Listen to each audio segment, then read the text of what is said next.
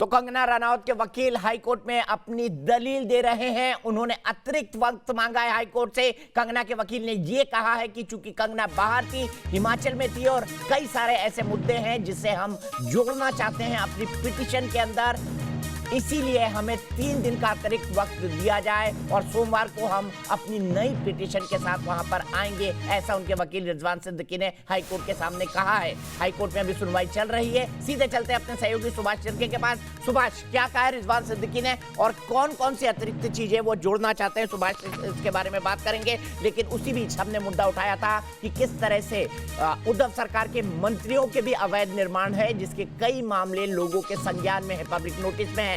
ऐसे ही एक मंत्री अनिल परब थे, जिनके घर पर हमारे सहयोगी शैलेंद्र सिंह खड़े थे। अनिल परब ने क्या कहा अपने घर के अवैध निर्माणों के बारे में, जिसको बीएमसी अनदेखा कर रही है? हमने एक मंत्री नहीं, अनिल परब के निर्माण के बारे में बताया, प्रताप सरनाइक के ठाणे में अवैध निर्माण के बारे में बताया, हमने बताया कि कंगना के पड़ोस में करण जौहर के दोस्त मनीष मल्होत्रा का बुटीक है जिसके भी अंदर अवैध निर्माण है, लेकिन बीएमसी उन तमाम चीजों को अनदेखा कर रही है। हम सीधे आपको दिखाते हैं शैलेंद्र सिंह से। मंत्री अनिल परब ने अपने घर के अवैध निर्माणों के बारे में क्या कहा?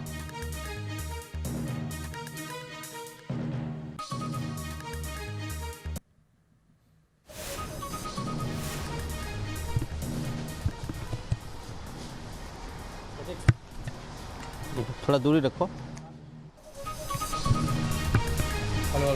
Hello check 1 2 3 4।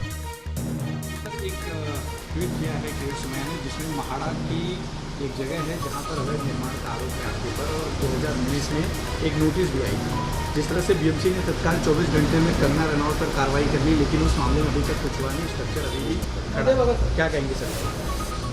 नहीं, मुझे तो ऐसे कोई नोटिस आज तक मिली नहीं है, और मेरा तो कोई घर नहीं है। जो मेरे घर है, मेरे पिताजी का घर है, जो मेरे बहन का है, जहाँ पर मेरा का ऑफिशियल एड्रेस वही है। तो वहाँ पर इस ऑफिस का निर्माण कर दिया गया है, इस तरह का आरोप है, और वो अवैध निर्माण है। वो वैध है अवैध है, वो माड़ा जांच कर लेगी ना उसकी, और वो तो मेरा है ही नहीं। सबसे पहले तो वो चीज़ जो मेरी नहीं है उसके बारे में मुझे पूछना, ये गलत बात है। लेटर का जो वो गलत लेटर अगर मेरे नाम से दिया होगा तो वो गलत दिया हुआ है। माड़ा ने फरवरी 2019 में लेटर दिया। माड़ा ने कोई भी लेटर देने से पहले ये जांच करनी चाहिए कि उसका मालिक कौन है। सर दूसरा एक कंगना रनौत जिस तरह से लगातार मुखर होकर बात कर रही है सर, नहीं, कंगना रनौत के बारे में जो है, जो हम टाइम आने पे बात करेंगे। तो कुछ एफआईआर कराने के लिए भी वो तो देख लेंगे ना क्या करना है। सर ये बोला जा रहा है कि 56 और 57 और 58 बिल्डिंग के बीच का वो जगह ऑक्यूपाई किया गया है। मैंने बताया ना कि उसका मालिक कौन है, पहले देखना चाहिए ना, और मालिक को नोटिस दी जाती है। सर कंगना रनौत के ऊपर माड़ा ने गलत किया है सर। वो शुरू हुआ क्या? तो अनिल परब अपने बचाव में सिर्फ इतना कह रहे हैं कि घर मेरे नाम पे नहीं है, मेरी बहन के नाम पे, मेरे पिताजी की जगह थी और मेरे बहन के नाम है ये। और राकेश पांडे अगर ऐसी बात अनिल परब कहेंगे तो इसका मतलब है दाल में कुछ काला है, तभी तो वो कह रहे हैं कि महाड़ा को नोटिस नहीं, मुझे नहीं, मेरी बहन को देना चाहिए, यानी अवैध निर्माण है। आप प्रत्यक्ष तौर पर इस बात को मान रहे हैं अनिल परब? नहीं, और फिर बतौर मंत्री होने के नाते क्या उनकी जिम्मेदारी नहीं बनती है कि अगर कहीं कुछ गलत है तो वो कह दे कि नहीं भाई ऐसे कार्रवाई करो? ये वही बात है कि इतनी मासूमियत, इतनी बेशर्मी संजय राउत से फिर दोबारा पूछिए तो वो ताट ठोक कर कहते हैं नहीं मैं माफ़ी नहीं मांगूंगा, वो माफ़ी मांगी तो सोचूंगा। बलबीर सिंह जैसे लोग कहते हैं पैनल पर बैठकर कि वो लड़की कह रहे हैं, तो सवाल ये कि सिर्फ लड़की का नाम लेकर भी हरामखोर कहते हैं तो गलत है कि नहीं? संजय गुप्ता जैसे लोग बैठकर ये कहते हैं कि मैं चाटा मारूंगा कंगना रनौत को। तो ये बेशर्मी और बेशर्मी दरअसल करने के अलावा शिवसेना के पास कोई विकल्प भी नहीं है, ना सामने सरकार के पास कोई विकल्प है। वो कहते हैं कि खबर है कि नहीं शरद पवार ने कोई नाराजगी नहीं जताई, शरद पवार ने सार्वजनिक तौर पर ट्वीट कर दिया, वो कह दिया कि गैर जरूरी कार्रवाई थी। संजय निरुपम सार्वजनिक तौर पर ट्वीट करके कहते हैं कि इस तरीके से गाली देना नीचता की पराकाष्ठा है। कई बड़े नेता अहमद पटेल से जाकर मिल जाते हैं, कांग्रेस की ओर से ये खबर अंदर से ये आ जाती है कि कंगना रनौत के मुद्दे पर शिवसेना के साथ खुद को खड़ा नहीं दिखाना चाहती है कांग्रेस, तो ये उन्हें अपना अपमान, अपनी बेइज्जती नहीं लगती है। लेकिन फिलहाल यहाँ पर थोड़ी सी हलचल बढ़ी और मुझे लगता है कि शायद राकेश, मैं आपको 1 मिनट के लिए रोकूंगा, माफ कीजिए रोक रहा हूँ। सुनवाई टल गई है, क्या कहा है हाईकोर्ट के अंदर? सीधे सुनते हैं सुभाष चिरके से। बीएमसी की कार्रवाई पर हाईकोर्ट में सुनवाई टली। सुनवाई टलने का महत्वपूर्ण कारण यह भी हो सकता है कि कंगना रनौत के वकील रिजवान सिद्दीकी ने हाईकोर्ट से 3 दिन का अतिरिक्त वक्त मांगा था। उनका कहना था कि हमको अपने पिटीशन के अंदर संशोधन करना है, चूंकि कंगना बाहर थी, हमारे पास कई कई सारे नए तथ्य हैं, कई नए तथ्य हम हाईकोर्ट की जानकारी में लाना चाहते हैं। सुभाष शिर्के के पास थोड़ी देर में चलेंगे। कंगना रनौत के मामले में बीएमसी की जो कार्रवाई हुई थी, उस पर जो याचिका थी वो आज सुनवाई के लिए आई थी। हाई कोर्ट में कंगना के वकील ने 3 दिन का वक्त मांगा और 3 दिन के वक्त मांगने के बाद हाई कोर्ट ने उनको 3 दिन का वक्त दे दिया है। अगली डेट क्या है इसको हम सुभाष शिर्के से पूछ के आपको बताएंगे, लेकिन इस वक्त की बड़ी खबर यह है कि बीएमसी की कार्रवाई पर हाई कोर्ट में फिलहाल सुनवाई टल गई है, लेकिन कंगना का पक्ष बेहद मजबूत है। हाई कोर्ट ने अपने कई आदेशों में कहा, कई ऑर्डर्स के अंदर कहा था कि 30 सितंबर तक अवैध निर्माण न गिराए जाएं क्योंकि कोरोना का वक्त चल रहा है, इसलिए रिलीफ दी गई थी, क्योंकि मूवमेंट और बाकी सब चीजों पर कई तरह की रिस्ट्रिक्शंस है। और ऐसे हजारों मामले सिटी अदालत के अंदर चल रहे हैं, जहां पर किसी ने अपने घर के अंदर जो मेन प्लान था या फ्लोर प्लान जिसे कहा जाता है उसे चेंज कर लिया। इस तरह के कई सारे ऑल्टरकेशंस जो हैं लोग अपने घरों के अंदर करते हैं। इसी तरह आज हाई कोर्ट में कंगना के वकील कुछ नए तथ्य पेश करना चाहते हैं, जिसके लिए उन्होंने 3 दिन का वक्त मांगा। सीधे चलता हूं विकास श्रीवास्तव के पास। विकास, अगर मुंबई की बात की जाए तो जिस तरह के परिवर्तन अपने घर के अंदर कंगना ने किए थे, मेरे ख्याल से 99% घरों के अंदर, चाहे मुख्यमंत्री आवास हो, चाहे वो कोई भी और घर हो, चाहे वो किसी भी तरह का घर हो, सरकारी घर हो, उन सब में भी इस तरह के परिवर्तन किए जाते हैं समय के अनुसार। तो क्या 99% मुंबई के घरों के अंदर बुलडोजर चला दिया जाएगा?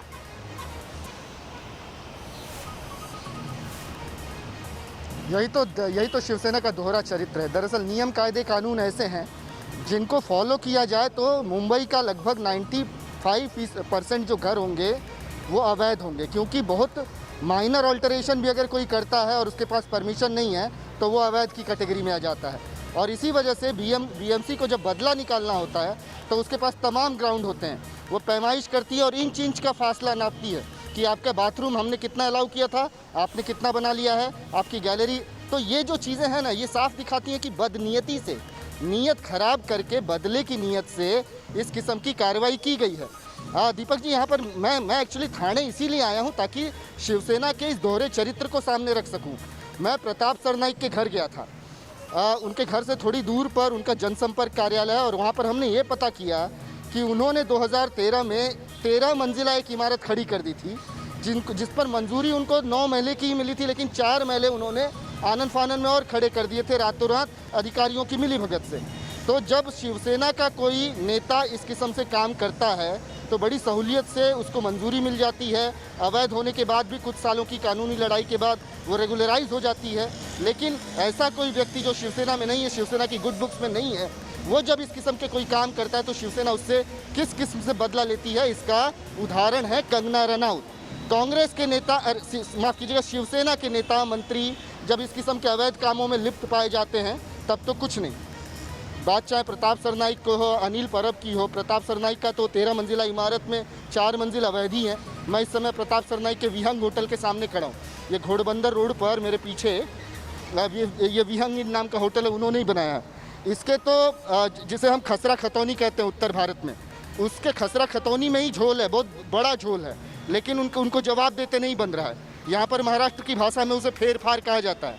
मतलब जो टाइटल होता है ज़मीन का, वो एक मालिक से जब दूसरे मालिक तक जाता है, उन कागजातों में ही बहुत बड़ी धांधली की गई है। लेकिन इतना आलीशान एक होटल बनाकर खड़ा कर दिया गया है। ये होटल पर आरोप है कि अवैध ज़मीन पर बना है, ज़मीन की पैमाइश ढंग से नहीं हुई है। लेकिन ये सारी चीज़ें जो हैं वो शिवसेना का दोहरा चरित्र बताती हैं कि जब उनके नेता, उनके मंत्री इस किस्म के कामों में लिप्त होते हैं तब तो उनको कोई फ़र्क नहीं पड़ता। उन्हें तो सह मिली हुई है, क्योंकि ये वो लोग हैं जो ठाकरे परिवार के बेहद करीब हैं, मातोश्री के दरबार में शामिल होते हैं।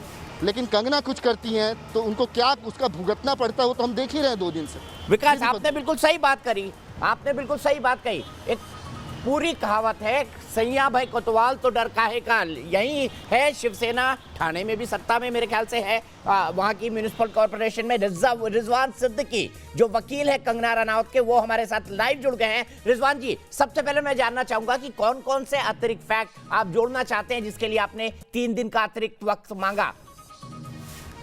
सुभाष बात करिए।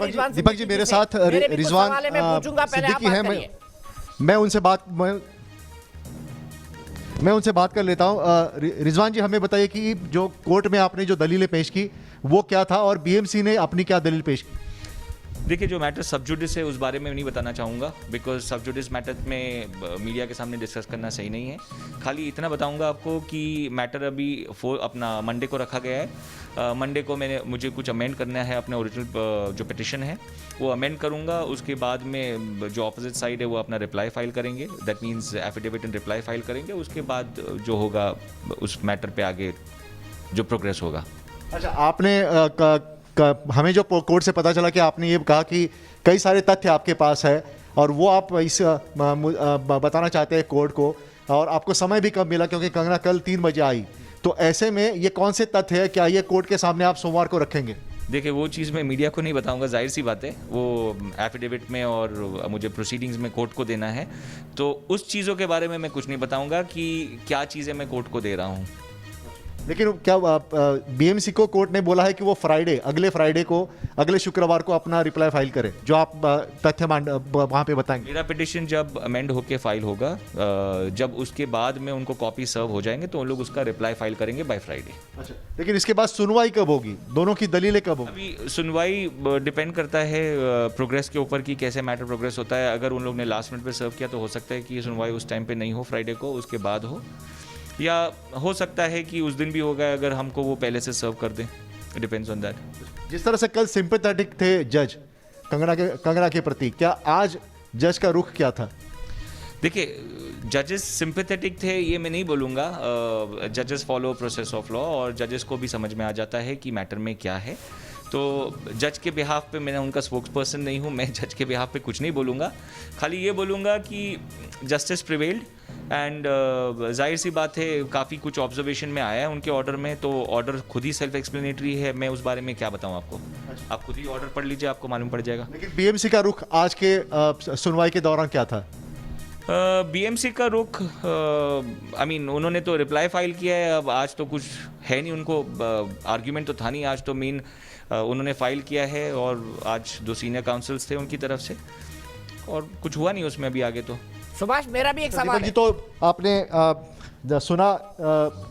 सुभाष, मेरा भी एक सवाल बताइए। कल न्यूज नेशन ने यह मुद्दा उठाया कि 2019 में हाई कोर्ट के ऑर्डर के बाद भी दाऊद इब्राहिम की भिंडी बाजार का जो मुसाफिर खाना है उसको नहीं गिराया गया, बल्कि कंगना के घर को आनन फानन में गिरा दिया गया। ये बदले की कार्रवाई लगती है। क्या दाऊद इब्राहिम का एग्जाम्पल देना चाहेंगे? महाडा वहां पर कहती है कि भाई हमारे पास, बीएमसी और महाडा दोनों कोर्ट में 2020 में कहती हैं कि भाई हमारे पास तो वर्कर्स ही नहीं है कोरोना के चलते, हम गिराएं कैसे? तो क्या इस दोहरे रवैये को रिजवान सिद्दीकी उजागर करना चाहेंगे? दाऊद के लिए प्रश्रय और कंगना के घर तोड़फोड़।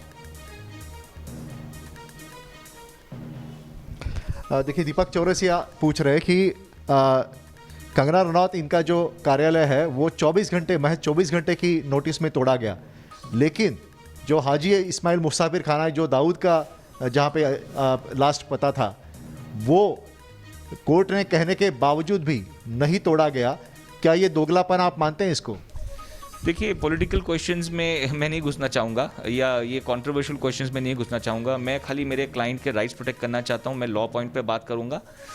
मेरे क्लाइंट के साथ अन्याय हुआ है, जाहिर सी बात है कि पोजीशन मिसयूज़ हुआ था, अब्यूज़ हुआ था, आप ऑर्डर में भी आपने देखा है, और उसी पॉइंट्स पे, उसी मुद्दों पे मैं लड़ूंगा जज में, जो अपना कोर्ट में, and I am confident that justice will prevail, जैसे मैं आपको बताया पहले भी। लेकिन क्या आप मानते हैं कि जो हाई कोर्ट का जो ऑर्डर है वो उसका पालन होना चाहिए था किसी भी केस में, जिस केस में हम बात कर रहे हैं उसी भी केस में पालन होना चाहिए था? देखिए, सुप्रीम कोर्ट के भी ऑर्डर्स है इस चीज़ को लेके कि कौन सा प्रोसीजर फॉलो होना चाहिए म्यूनिसिपल का, और किस तरीके से उनको अपनी ड्यूटीज़ निभानी चाहिए। अगर उनको कोई ऑर्डर भी फॉलो करना है, मतलब कोई प्रोसीजर ऑफ लॉ भी फॉलो करना है म्यूनिसिपल डिपार्टमेंट के अथॉरिटीज़ को, तो किस तरीके से किया जाना चाहिए वो भी दिया गया है। लेमोले का गाइडलाइंस, डिवीजन बेंच है सुप्रीम कोर्ट का, सुप्रीम कोर्ट ने बताया है, और काफ़ी कुछ निकलेगा, आप देखेंगे जब आगे बढ़ेगा।